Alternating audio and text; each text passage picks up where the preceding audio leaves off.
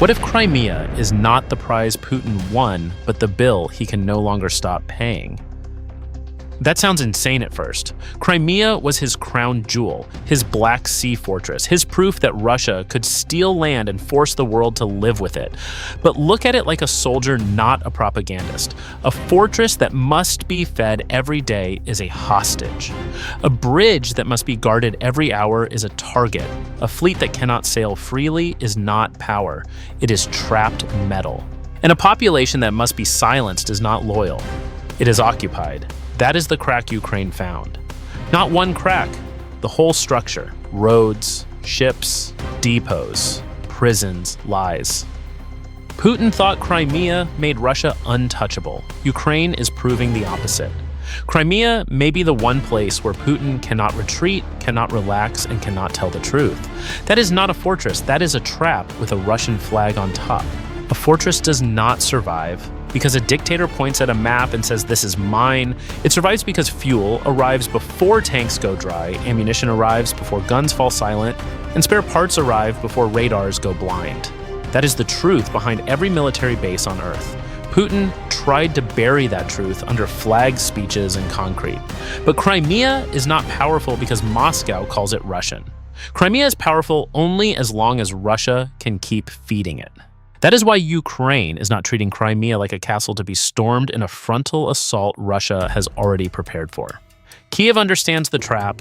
A direct attack would be bloody slow and exactly what Moscow wants. So Ukraine is doing something colder. It is not attacking the symbol first. It is attacking the system beneath the symbol: roads, rails, ships, depots, backup routes, and the hidden arteries that turn Crimea from a postcard into a launch pad. Ukraine is not swinging at the statue. It is cutting the wires behind it. The Crimean Bridge is the clearest example. To Putin, that bridge was never just steel and concrete. It was a political monument. It told Russian families that Crimea had been locked to the motherland forever. It told the West that Moscow could steal territory and build infrastructure over the crime. But once that bridge became vulnerable, the message changed. It stopped saying permanence. It started saying exposure. Every strike shutdown and rushed repair crew tells the same story. Russia's most important road into Crimea is not untouchable. It is a target with traffic on top of it. And once a supply route becomes a target, every decision changes. A fuel truck is no longer just a fuel truck. It is a moving gamble. A train carrying ammunition is no longer routine logistics. It is a line of explosives waiting to be found. A convoy heading toward Crimea is not a simple military movement. It is a blinking light on Ukraine's battlefield map. That is how Kiev turns logistics into fear, not for civilians, but for the occupation itself. Ukraine does not need to destroy every vehicle. It only needs every driver wondering if this trip is the one that never returns. Then come the ferries across Kerch. On paper, they are backup routes. In war, a backup only matters if it is safe, reliable, and hard to hit. Ukraine has been working to make sure those ferries are none of those things. When the bridge is threatened and the ferries are vulnerable, Russian logistics officers lose comfort. They must split cargo delay shipments, change schedules, reroute convoys, and spend more protection on less movement. That sounds dry in a report. On a battlefield, it is brutal. Every extra mile burns fuel. Every delay weakens units. Every reroute creates a new place for Ukrainian drones to hunt. The same logic applies to Russian ships in Sevastopol.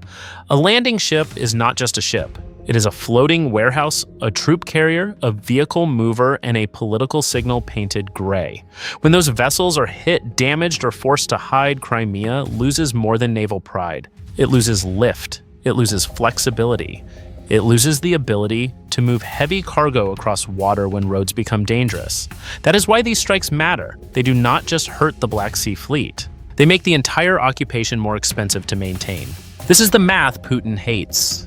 If Russia uses the bridge becomes more valuable as a target. If Russia uses ferries, the ferries become choke points. If Russia uses ships, the ships enter a hunting ground. If Russia uses the land corridor through occupied territory, convoys move closer to Ukrainian drones, missiles, and artillery. There is no clean option, no cheap option, no safe option. Crimea begins to look less like a base and more like a patient on life support, while Ukraine watches every tube. That is the strategic beauty of what Kyiv is doing. Ukraine does not need Crimea to collapse overnight. It needs Crimea to become harder to feed today than yesterday, more expensive this week than last week, and more fragile this month than last month. A fortress can survive a dramatic assault if its storerooms are full, but when roads burn, ships hide, depots explode, and the bridge trembles, the men inside feel the truth before the world sees it. Crimea is not held by slogans. It is held by supply lines, and Ukraine is turning those supply lines into pressure points. But supply is only half of the occupation. The other half is silence. An army can seize ground with tanks. Holding it is a different game. How do you keep stolen land quiet after the flags go up and the cameras leave? You control what people see. You punish what they say. You turn fear into a daily routine.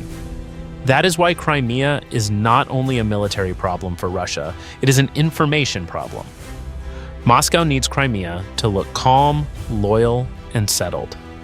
But if witnesses keep talking, if phones keep recording, if names keep reaching the outside world, the occupation never becomes normal.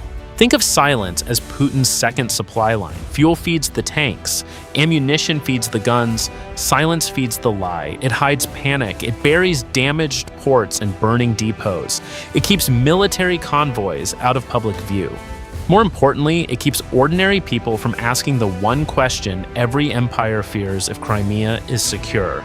Why does Moscow need so much force to keep it quiet? Without silence, every Ukrainian strike becomes more than a military event.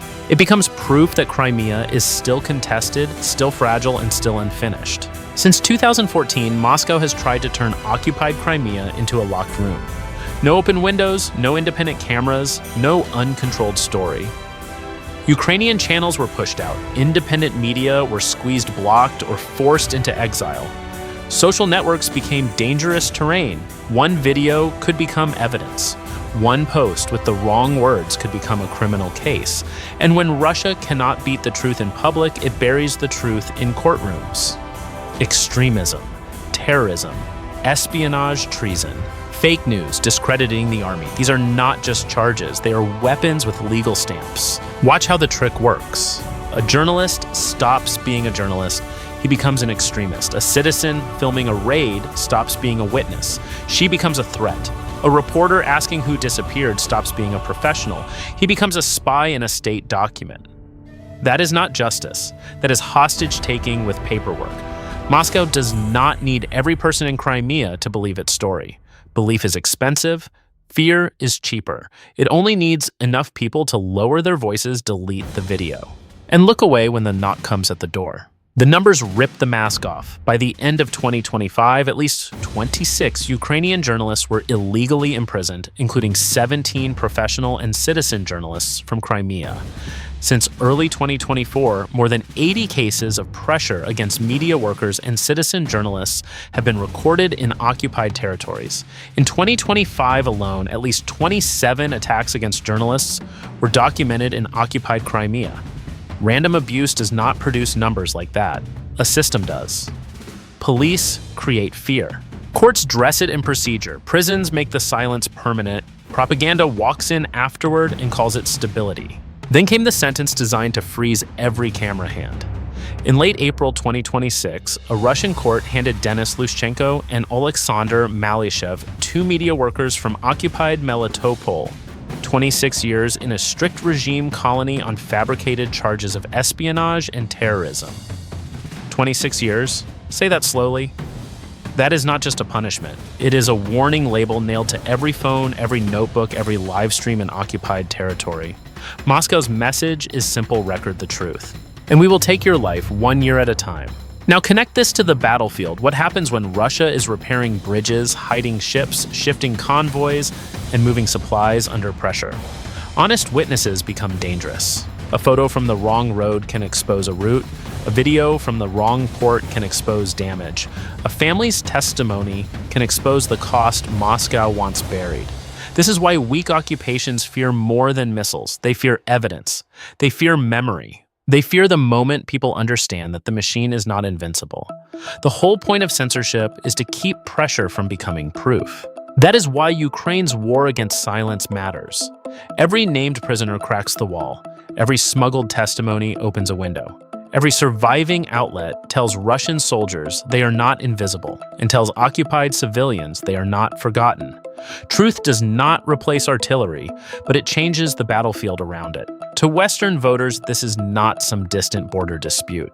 It is a test of whether brute force can still land jail the witnesses and wait for the world to move on.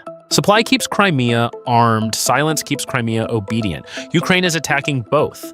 And that means Putin's fortress is no longer cracking from one side. It is cracking from the outside and the inside. By 2026, Russia's problem is no longer whether Crimea matters.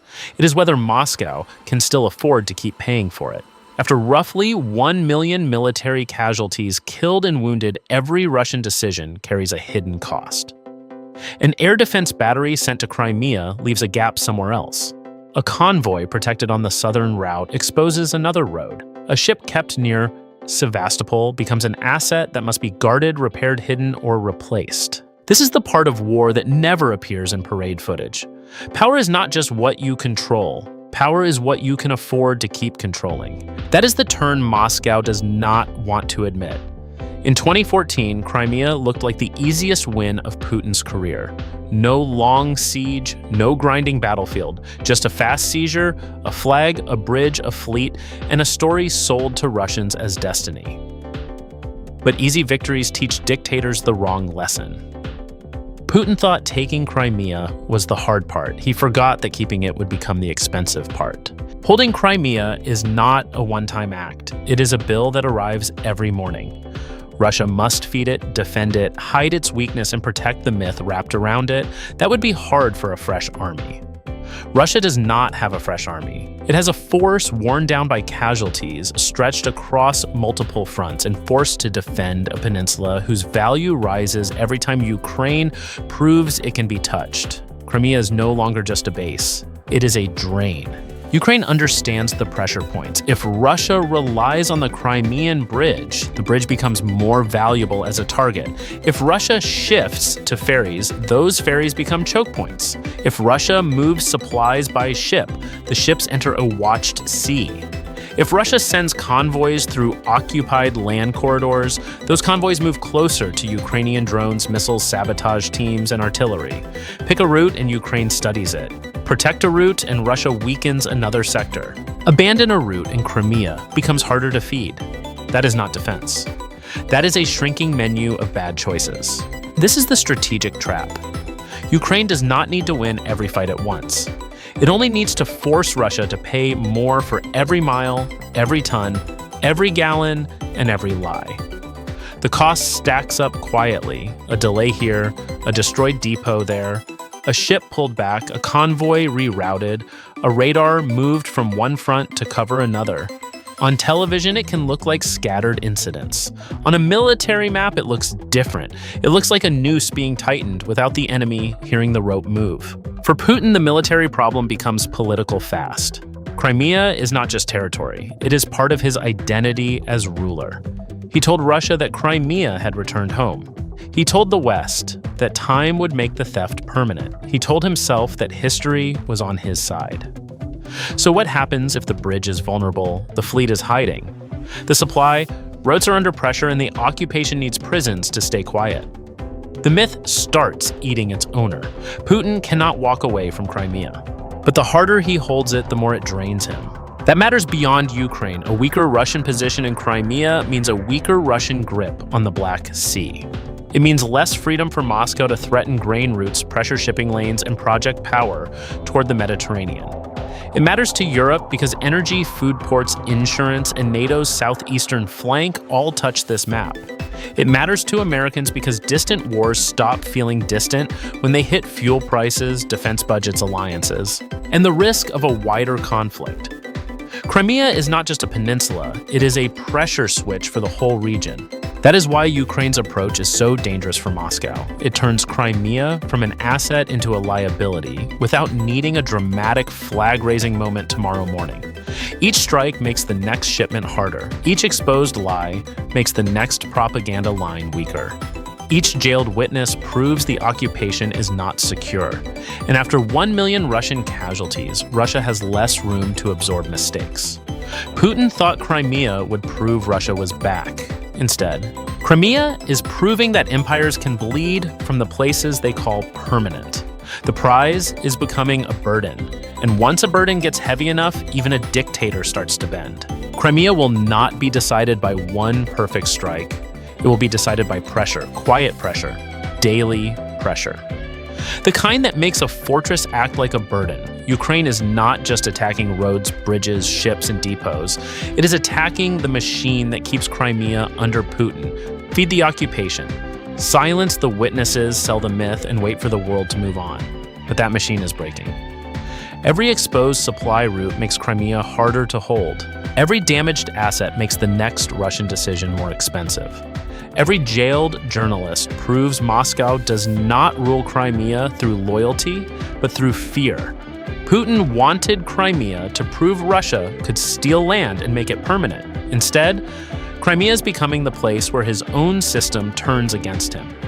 Supply lines can be cut, silence can be broken, myths can crack.